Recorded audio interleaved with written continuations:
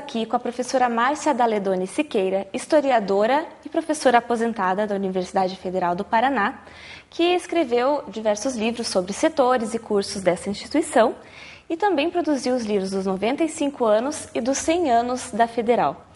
Recentemente, ela está escrevendo o livro sobre os 75 anos das ciências biológicas na UFPR. E essa é a razão de nossa entrevista.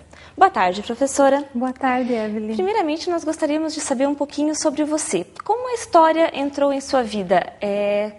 Como você decidiu por esse curso? Como você decidiu pesquisar esse tema? Bem, a história entrou na minha vida por uma tradição familiar. Eu venho de uma família de professores e engenheiros. E na minha casa sempre teve muito livro, muita pesquisa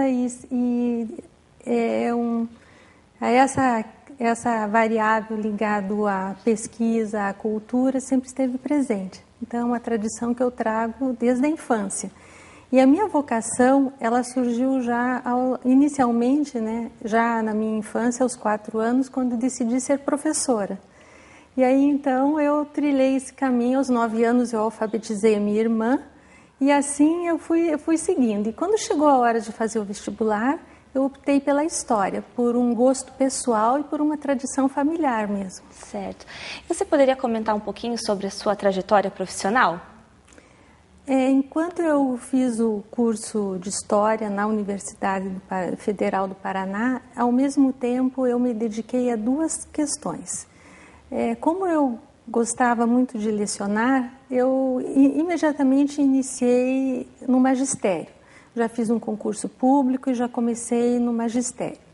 E a parte da pesquisa, eu fui me apaixonando aos poucos, porque logo que pude eu me tornei monitora. Então eu pude conhecer a instituição às avessas, como que ela funcionava, como que os professores realizavam suas pesquisas. E isso foi fazendo com que eu fosse aos poucos me apaixonando e me inteirando dessa variável. Certo. Assim que eu terminei o curso de graduação, eu ingressei imediatamente na pós-graduação.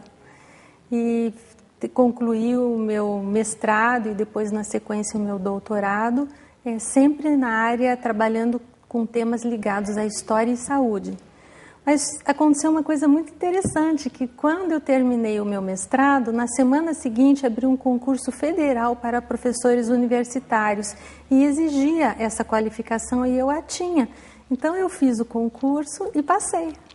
Muito interessante. E desde então eu permaneci na instituição até a minha aposentadoria. Certo. E esse material todo foi escrito por você, de cursos e setores da universidade, certo? Certo. Esses materiais, esses livros, como que é o processo de produção de um livro? Resumidamente, passo a passo. Ele é um processo longo e exige muito estudo e muita dedicação. A gente pode dividir esse processo em 3 etapas distintas. Na primeira delas é aquela que você vai elaborar um bom projeto de pesquisa. Isso vai demandar tempo e conhecimento sobre o assunto, sobre o que você vai tratar. Essa elaboração do projeto, ele sempre vai nascer de alguma questão norteadora, alguma pergunta que você quer responder, enfim, alguma grande resposta para um determinado tema. Isso vai exigir, então, um certo conhecimento e um mergulho na bibliografia. A partir daí, você embarca, na pesquisa propriamente dita. É o momento, então, que você vai atrás de uma bibliografia mais profunda, vai buscar as fontes de análise e de pesquisa. Esse período é o mais longo, porque você vai demandar um ano, 9 meses, 6 meses, enfim, de pesquisa, dependendo da extensão do tema a ser trabalhado, ou às vezes muitos anos, para você conseguir concluir ou juntar todo aquele material. A partir daí, então, você vai estudá-lo minuciosamente, analisar para só então começar a redação. E essa redação, ao término, vai passar para a última fase desse processo, que é aquele das revisões e também da editoração, que exige um trabalho específico e finalmente o trabalho de gráfica e de impressão, para só depois ele ser distribuído. Bem interessante. E como você foi convidada para começar a escrever sobre a Universidade Federal do Paraná? Como que foi isso? Bem, no meu departamento de História, ao menos no tempo que eu trabalhava lá, os professores são obrigados, justamente por um contrato de trabalho, a fazer pesquisas. Mas nenhum nunca quis trabalhar com a questão da própria instituição. Eu também tinha minha pesquisa ligada ao próprio departamento, mas como eu trabalhei, foi uma coincidência, eu trabalhei com a área da saúde e quando eu terminei, instituições ligadas à saúde pediram para que eu fizesse a história delas.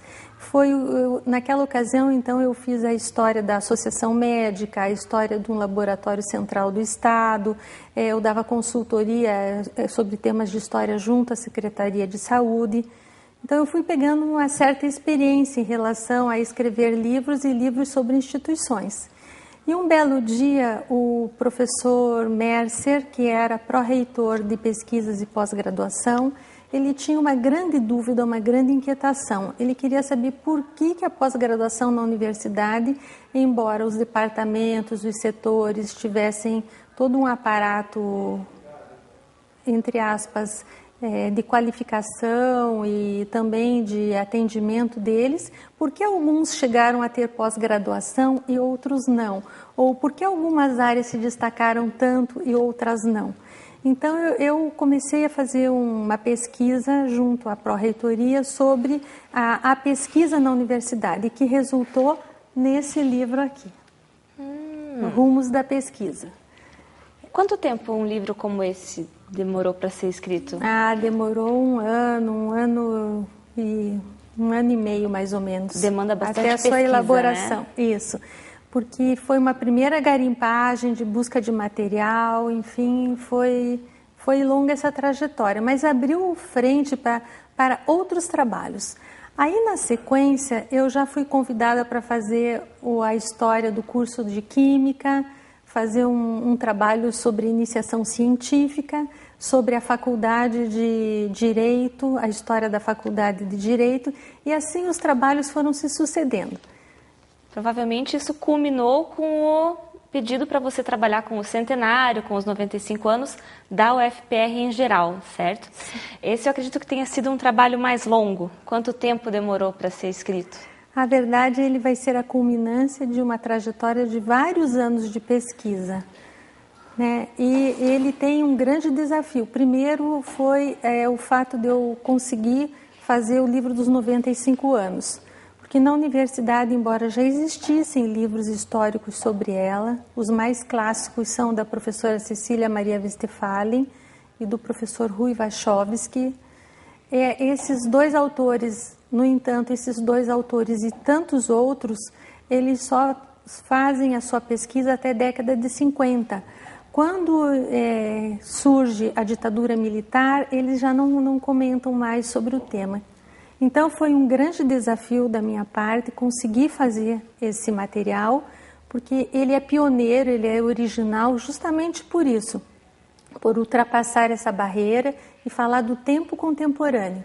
Para um historiador é muito difícil falar do tempo presente, é mais fácil falar do passado mais distante. E então esse livro dos 95 foi um marco nesse sentido, né, por ser pioneiro e por trabalhar com uma documentação muito abrangente. Eu não saberia dizer quantos anos se levou para fazer, porque ele foi a somatória de todas as pesquisas anteriores. Eu só consegui fazer porque justamente eu tinha esse material comigo. Porque é difícil você imaginar alguém que vai pegar uma documentação de uma instituição centenária e vai ler essa documentação por 100 anos. 100 anos de leituras de jornal, 100 anos de discursos, 100 anos de documentos. Quer dizer, é um volume muito grande. Então, dificilmente as pessoas se debruçam nessas questões assim tão longevas, né? E o centenário, então, foi uma consequência, porque a partir do momento que o dos 95 anos já estava pronto, teríamos apenas que completar com mais 5. Com certeza. E você teria alguma dificuldade principal encontrada no momento de escrever esse livro? Alguma coisa a destacar que você... As dificuldades são imensas, não só em relação a este livro dos 95, ou os livros da Federal, livros de outras instituições também que eu faço. As dificuldades são sempre grandes. Primeiro pelo volume da informação, pela dificuldade dessas leituras e do acesso a essas documentações. Muitas vezes as pessoas não entendem o que seja essa documentação histórica. Uma outra questão é que a produção dessa documentação ao longo do tempo, ela não vai ser igual. Então, por exemplo, eu posso citar até o próprio exemplo das ciências biológicas. Quer dizer, é uma trajetória de 75 anos do curso de ciências biológicas e o que a gente percebe é assim, em determinados momentos as atas são mais elaboradas, a legislação é mais clara. Então, os funcionários que trabalharam naquele período tiveram um carinho, enfim, maior, né? Então, você percebe assim que em determinados momentos a legislação muda, o jeito de fazer uma ata já vem uma determinação oficial que tem que mudar, tem que ser mais enxuta, né? Então, aí você já perde um pouco os detalhes. Então, você percebe, ou às vezes por questões políticas, como foi no tempo da ditadura, a documentação some. Existem departamentos ou determinados assuntos que simplesmente por uma censura a documentação desapareceu, como é no caso da Faculdade de Direito, por exemplo. Então, você percebe assim, que para cada assunto trabalhado, para cada pesquisa, vai demandar todo um cuidado na busca, na garimpagem dessas informações e você vai ter que usar de estratégias para dar conta desses momentos difíceis. Não só usando fontes alternativas, mas às vezes recorrendo a entrevistas, a depoimentos, enfim, a outro tipo de informação que venha completar. Certo. Você até colocou como exemplo o livro das ciências biológicas. Então, uma das principais dificuldades foi essa mudança na escrita, digamos, de documentos que antes eram mais detalhados e agora estão mais, digamos, taquigrafados. Além dessa dificuldade, teve alguma outra, por exemplo, acesso a documentos, alguma coisa assim? Em especial sobre as ciências biológicas, teriam fases distintas, porque a documentação referente à Faculdade de Filosofia, ela tem toda uma característica, essa documentação não está lá no setor, né? E ela é toda do começo do século XX, né? Das primeiras décadas, então ela tem todo um outro contexto. E também de difícil acesso, se precisa de licenças, né, para a consulta dessa documentação. Em relação à documentação mais recente, a gente repara que o setor de ciências biológicas ele tem uma característica ímpar, né? Ele é assim fantástico, considerando, comparando com os outros setores, justamente por ser o carro-chefe da pesquisa na universidade. Então, é o lugar onde a gente vai ter mais pesquisadores e a maior produção da universidade está, sim, no setor de ciências biológicas.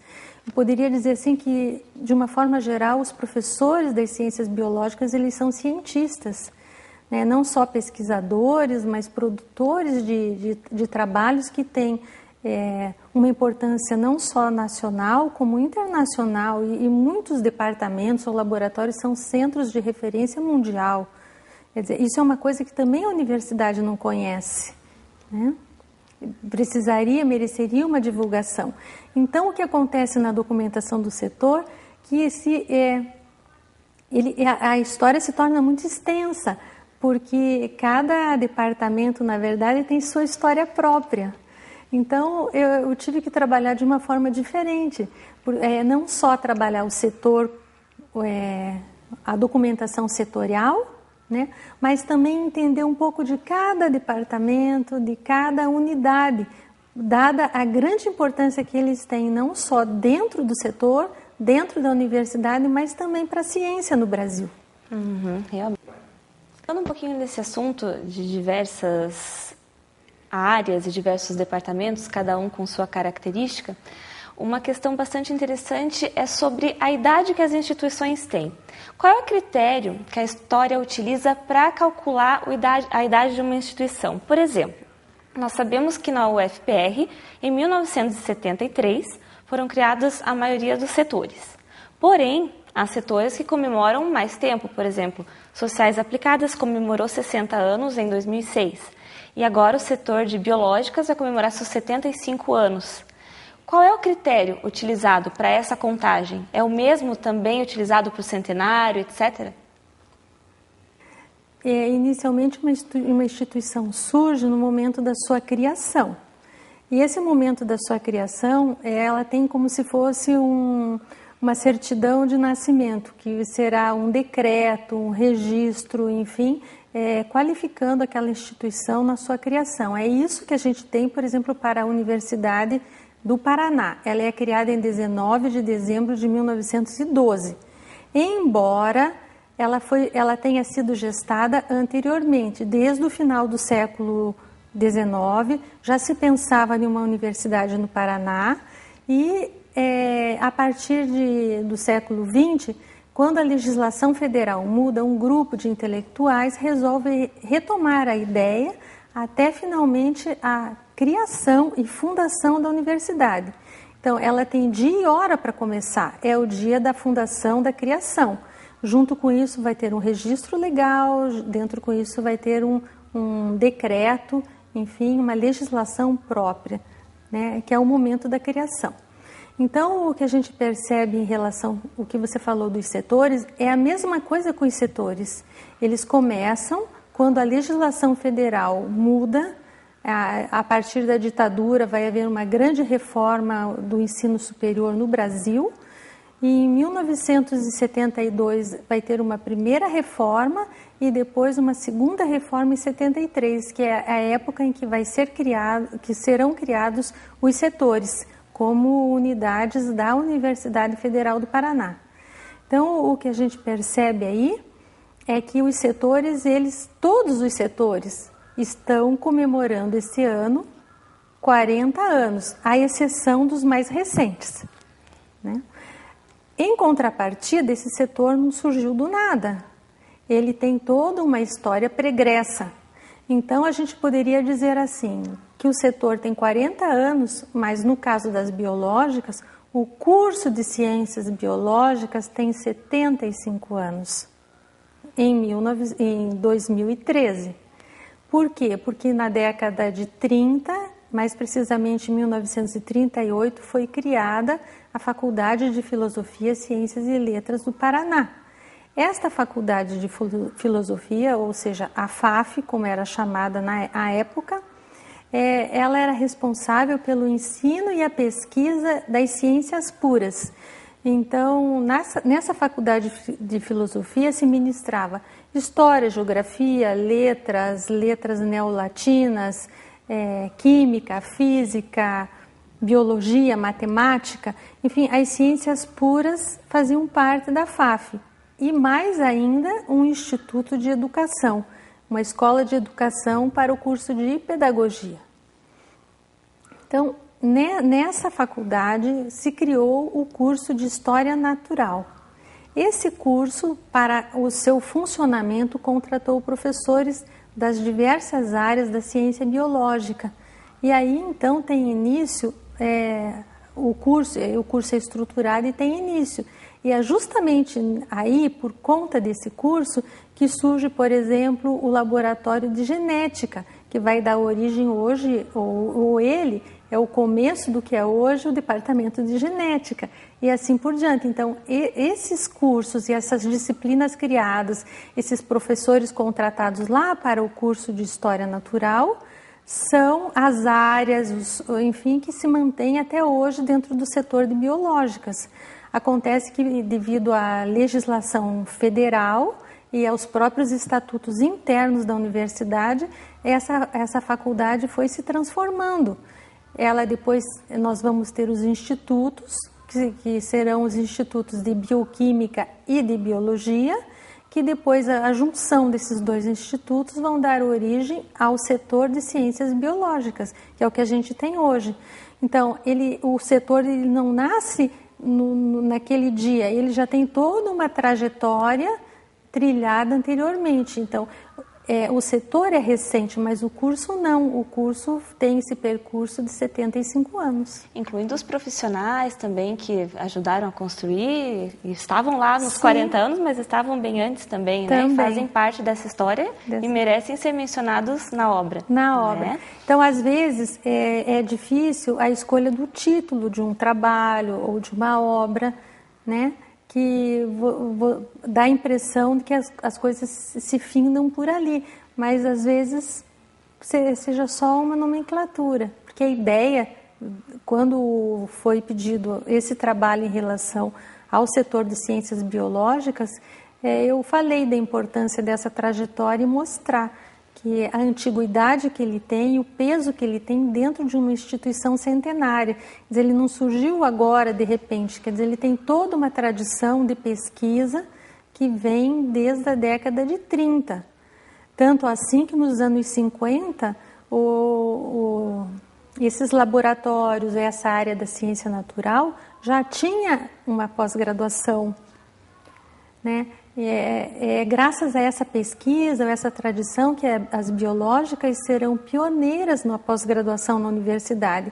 O primeiro curso de pós-graduação surge dentro do que seria hoje o setor de biológicas. Uhum. E nesse seu trabalho de produção do livro, você encontrou alguma história interessante que caiba ser mencionada sobre o setor de biológicas? Eu acho que a grande conquista do setor foi o momento que eles conseguiram construir a sua sede.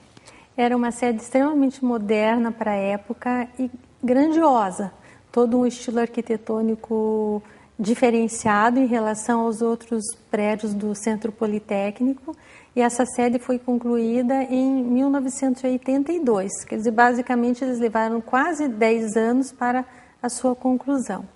E o que eu acho interessante é que hoje essa sede ela é minúscula, perto do tanto de atividades que o setor carrega, né, e das suas pesquisas, dos seus laboratórios, enfim, que hoje já tem uma série de anexos.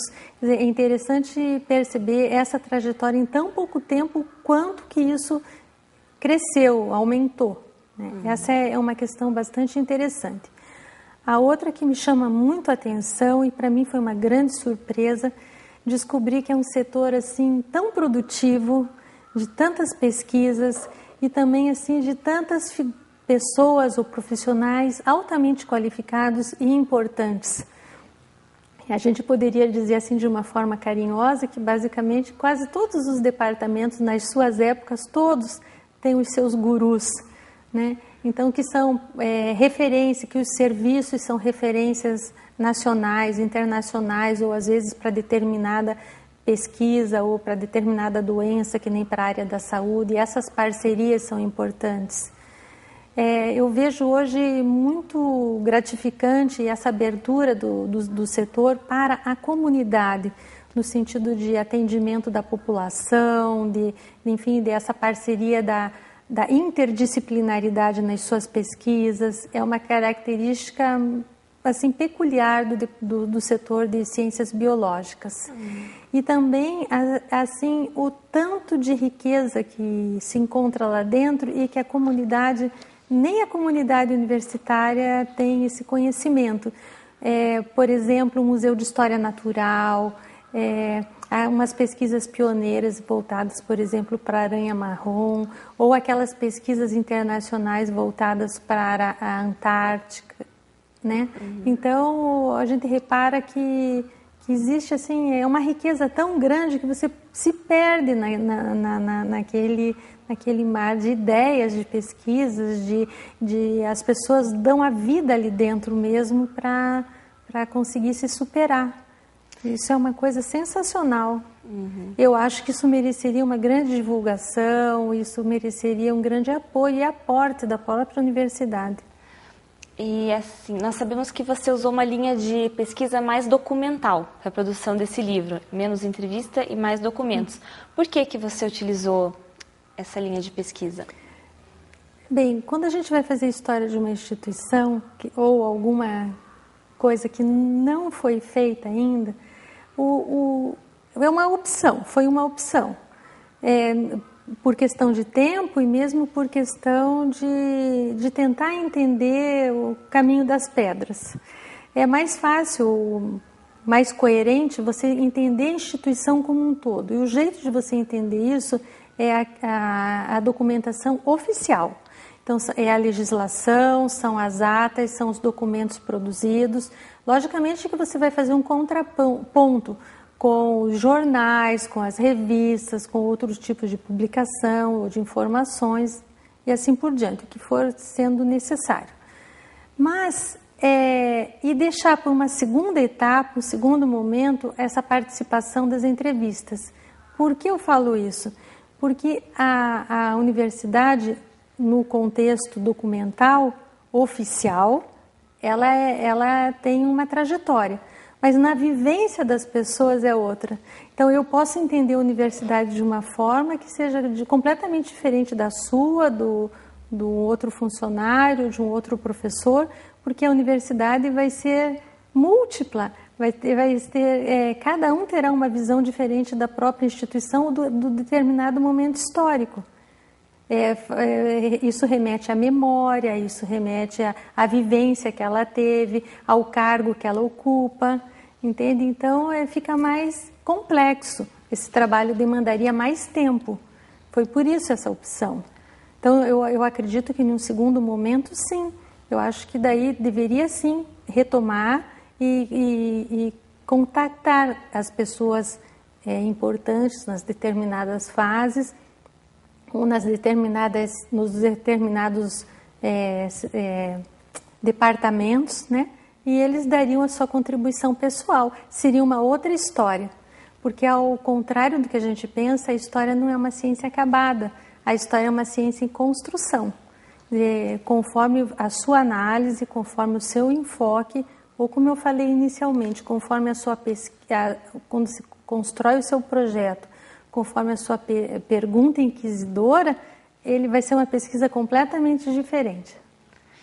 Isso mostra também a importância que se deve dar aos documentos, né, ao material, que tenha um potencial histórico. Então, o que você diria, qual a dica que você dá para as pessoas que lidam diretamente com esse tipo de material, que possa ser utilizado por uma versão dos 85 anos, 90 anos do setor de biológicos, para a gente já começar desde já a guardar o material para que tudo seja mais exato e mais fácil também para o historiador?